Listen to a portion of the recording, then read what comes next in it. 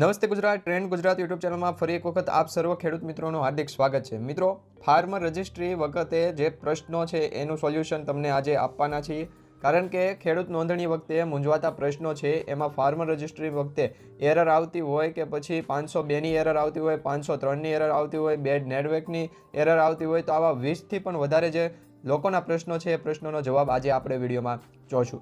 મિત્રો, farmer registry કરતી વખતે જે એરરનો સામનો તમારે દરેક લોકોએ કરવો પડ્યો છે।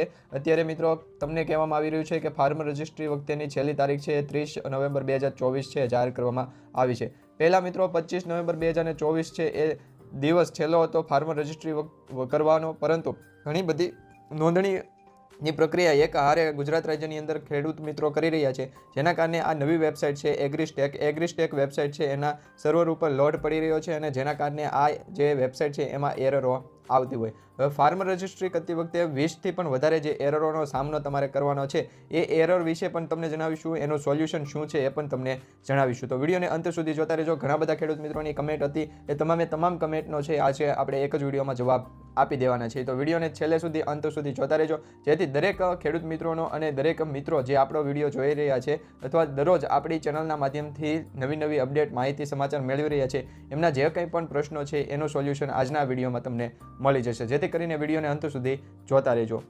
હવે મિત્રો, ઘણા બધા ખેડૂત મિત્રોની એ પણ કમેન્ટ હતી કે જે ગુજરાત ફાર્મર રજિસ્ટ્રીની જે વોટ્સઅપની ચેનલ છે એ વોટ્સઅપની ચેનલ ખુલતી નથી અથવા તો વોટ્સઅપની ચેનલ મળતી નથી। તેવા દરેક ખેડૂત મિત્રોને જાણ કરવામાં આવે છે કે ડિસ્ક્રિપ્શનની અંદર આ વિડીયોની નીચે ડિસ્ક્રિપ્શન આપેલી છે, ડિસ્ક્રિપ્શનની નીચે તમને આ લિંક આપવામાં આવશે। લિંકના માધ્યમથી તમે ગુજરાત ફાર્મર રજિસ્ટ્રીની જે ચેનલ છે એના ઉપર તમે છે જઈ શકશો, જેથી કરીને જે પણ ખેડૂત મિત્રોની આ પ્રશ્ન હતો એનું સોલ્યુશન અત્યારે મળી ગયું। હવે પછીના ખેડૂતોનો છે એ સોલ્યુશન જોઈએ।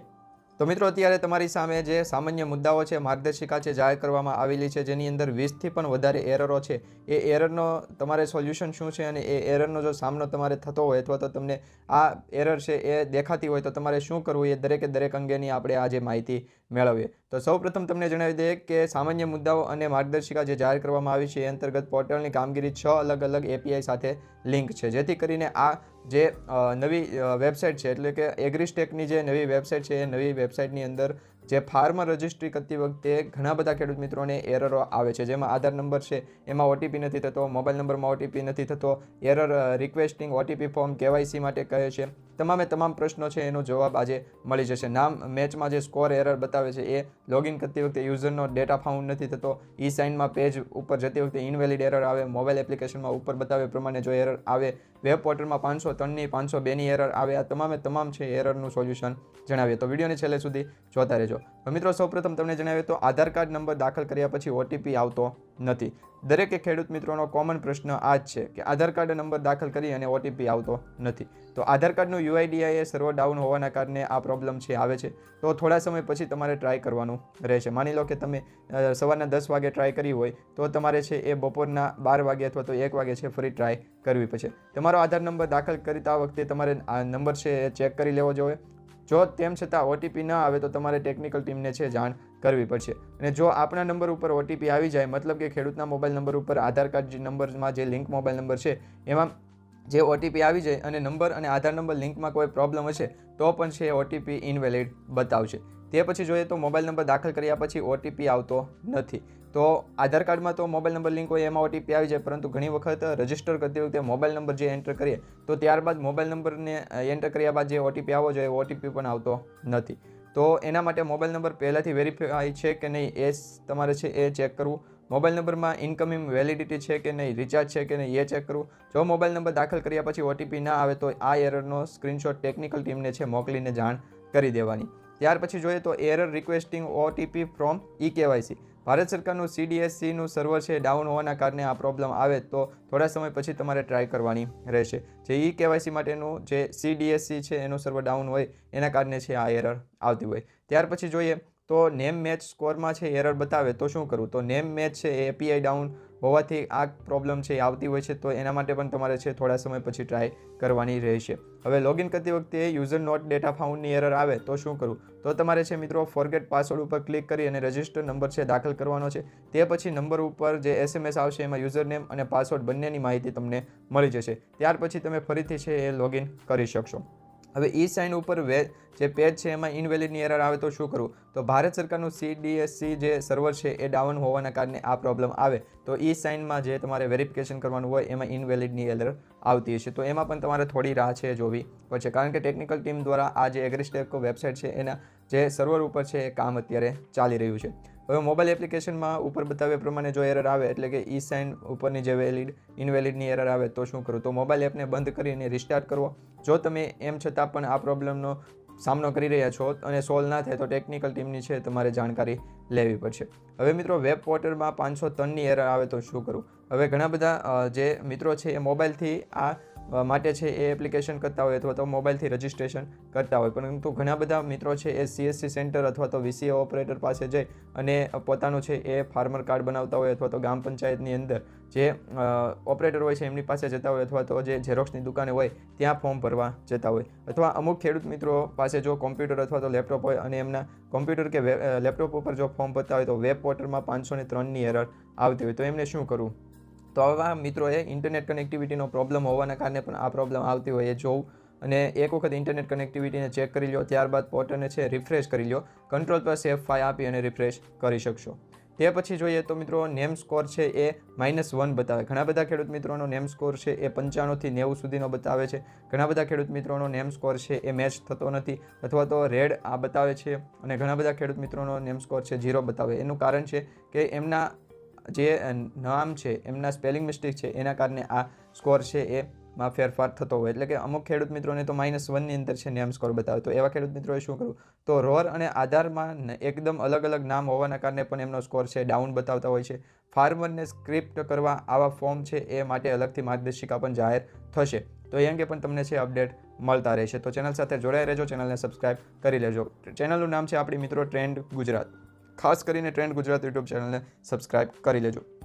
હવે મિત્રો કાસ્ટ સિલેક્શનમાં માઇનોરિટી સિલેક્ટ કર્યા પછી હિન્દુ કાસ્ટ આવતી નથી, તો આમાં શું કરવું? તો હિન્દુ ધર્મ માઇનોરિટીમાં નથી આવતું, તેથી માઇનોરિટીના સિલેક્શનમાં નહીં આવે. એ દરેક મિત્રોએ ખાસ ધ્યાન રાખવું, કારણ કે કાસ્ટ સિલેક્ટ કરતી વખતે છે એ માઇનોરિટી સિલેક્ટ કર્યું છે તો એની અંદર સબ કાસ્ટમાં હિન્દુ આવશે નહીં, જેથી કરીને હિન્દુ ધર્મ માઇનોરિટીમાં આવતો નથી. એના માટે માઇનોરિટીનો ઓપ્શન તમારે સિલેક્ટ કરવાનું નથી. ત્યાર પછી જોઈએ તો error assign state of application problem આવે તો શું કરવું? તો ઇન્ટરનેટ કનેક્ટિવિટી છે એના પ્રોબ્લેમ કારણે આ છે એ પ્રોબ્લેમનું સોલ્યુશન છે એ તમને મળી જાય અને જે ઇન્ટરનેટ કનેક્ટિવિટી છે તમારે રિસ્ટાર્ટ કરવી પડશે. વારંવાર એકને એક ઇન્ટરનેટ કનેક્ટિવિટીને ચેક કરી અને પોર્ટલ રિફ્રેશ કરવાનું રહેશે. સેમ પ્રોબ્લેમ 1 થી 2 મિનિટ સુધી રહે તો ટેકનિકલ ગ્રુપમાં તમે જાણ કરી શકો છો. હવે ત્યાર પછી જોઈએ તો one of primary occupation need to B selected. આ પ્રોબ્લેમ આવે તો શું કરવું? તો ઓક્યુપેશન ડિટેલમાં એગ્રીકલ્ચર, લેન્ડ ઓનર, ફાર્મર આ બંને ચેકબોક્સ છે ટીક કર્યા છે કે નહીં એ તમારે ખાસ કરીને ચેક કરવાનું, કારણ કે આ બંનેને છે એ ટીક કરવા પડશે.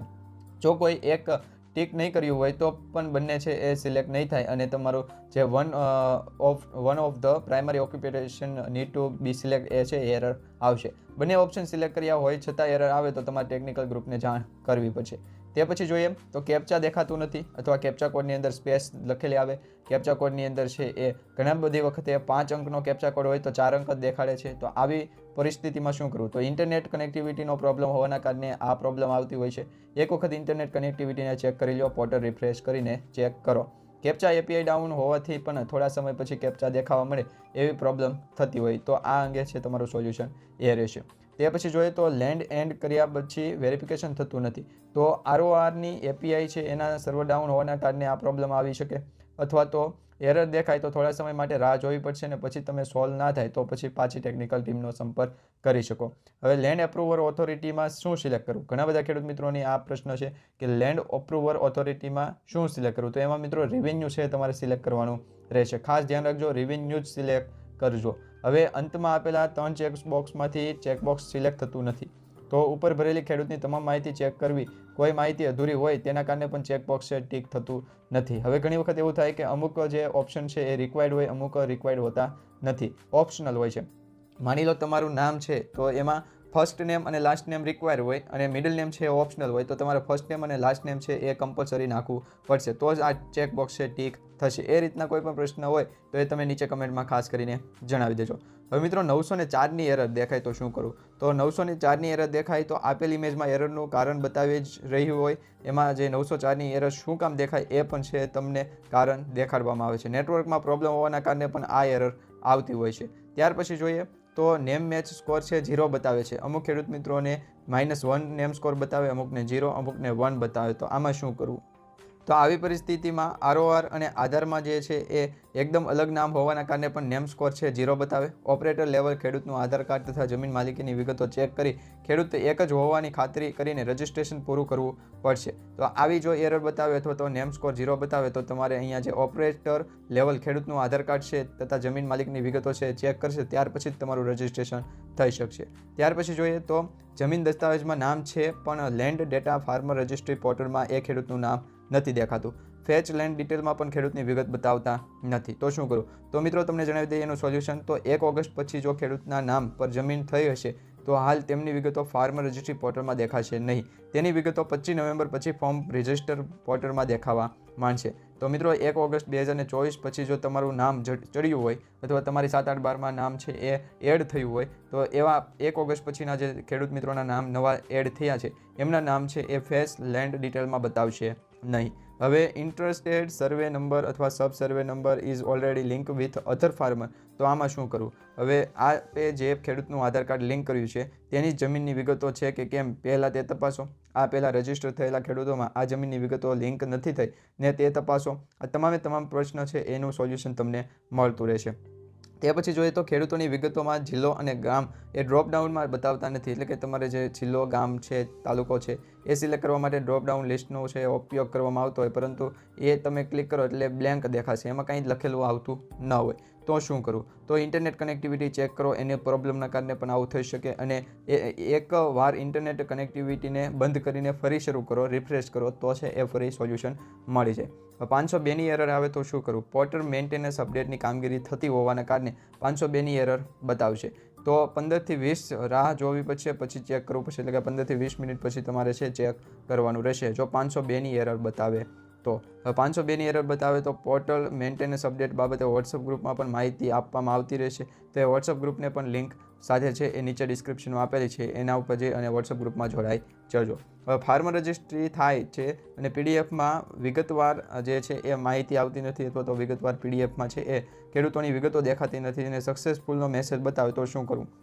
ક્યારેક સર્વરના પ્રોબ્લેમ હોવાના કારણે તરત ડાઉનલોડ થયેલી પીડીએફ છે એમાં જે વિગત છે દેખાતી હોય છે, ઘણી વખત નથી દેખાતી। તો એનું કારણ છે મિત્રો ગુજરાત રાજ્યની અંદર લગભગ 6,50,000 જેટલા ખેડૂત મિત્રોએ રજિસ્ટ્રેશન કર્યું છે।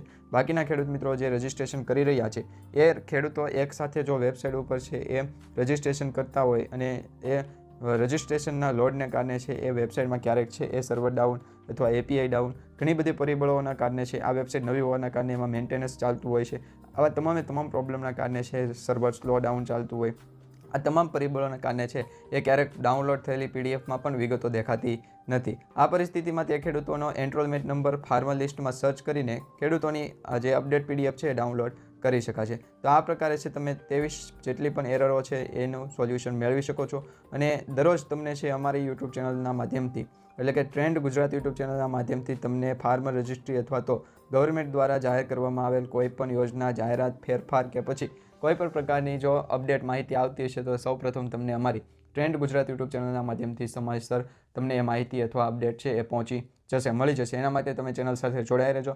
ચેનલને સબસ્ક્રાઇબ ન કરી હોય તો અત્યારે સબસ્ક્રાઇબ કરી લેજો અને તમારા દરેક વોટ્સઅપ ગ્રુપ, ફેસબુક ગ્રુપમાં પણ આ માહિતી, આ વિડીયોને શેર કરી દેજો, જેથી કરી ખેડૂતોને જો આ 23 જેટલી એરરો છે એમાંથી કોઈ પણ એક એરરનો સામનો થતો હોય અથવા તો ફેસ થતી હોય એરર, તો એનું સોલ્યુશન પણ આપણે આપેલું છે, તો એ સોલ્યુશન અંતર્ગત છે એ વધુ વિગતવાર એમને અપડેટ મળી જાય। તો મિત્રો ત્યાં સુધી છે તમે અમારી ચેનલના અન્ય વિડીયો પણ જોઈ શકો છો। તમે જે ડિસ્ક્રિપ્શનની અંદર લિંક આપેલી છે એના માધ્યમથી જે વોટ્સઅપ ચેનલ છે એ પણ જોઈ શકો છો, જે ફાર્મર રજિસ્ટ્રી અંતર્ગતની છે। એમાં તમને જે ફાર્મરની જે વેબસાઇટ છે એગ્રીસ્ટેક જે પ્રોજેક્ટ અંતર્ગત વેબસાઇટની અંદર જે રજિસ્ટ્રેશન કરતી વખતે જે એરરનો સામનો થાય એ તમામ અપડેટ તમને એમાં ટાઈમસર મળતા રહેશે અને અમારી યુટ્યુબ ચેનલના માધ્યમથી તમને વિડીયોમાં છે એ માહિતી, સમાચાર પણ મળતા રહેશે। તો એના માટે પણ વિડીયો જોજો અને વિડીયોને લાઇક કરજો અને ચેનલ સાથે જોડાયા રહેજો, ચેનલને સબસ્ક્રાઈબ કરતા